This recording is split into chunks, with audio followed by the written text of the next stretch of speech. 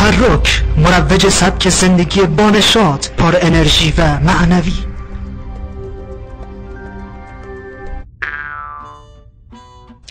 سلام خوبان، یک هشدار، هم اونو جدی بگیرید و هم تو اطلاع رسانیش جدیت داشته باشید.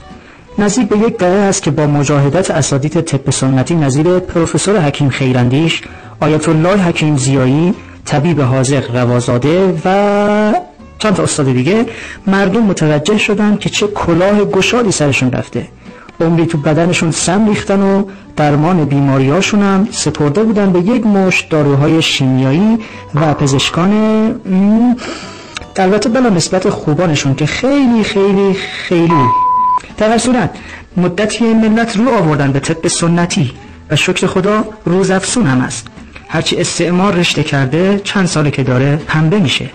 راستی گفتم هشدار از این اطمینان مردم یه عده دارن سوء استفاده میکنن، مثل یک مشت عطاری، اگه نگیم بی سواد بسیار کم سواد.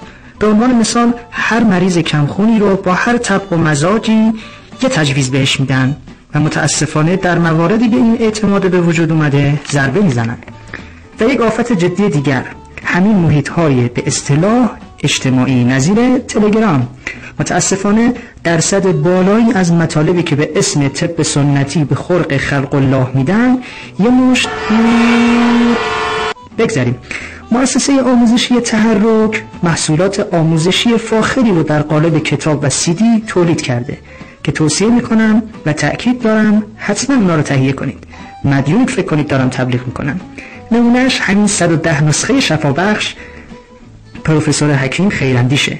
درمان 110 بیماری مثل دیابت، سنگ کلیه، ریزش مو، نازایی، کمخونی، کبد چرب، زانودرد، سکته قلبی، سکته مغزی، چاقی، لاغری و خلاصه ما در خدمتیم. کانال تلگرام تحرک، سایت فروشگاهی تحرک.net، فروشگاه تهران، خیابان انقلاب، خیابان کارگر جنوبی، پاساژ مهستان، طبقه همکف، پلاک 15.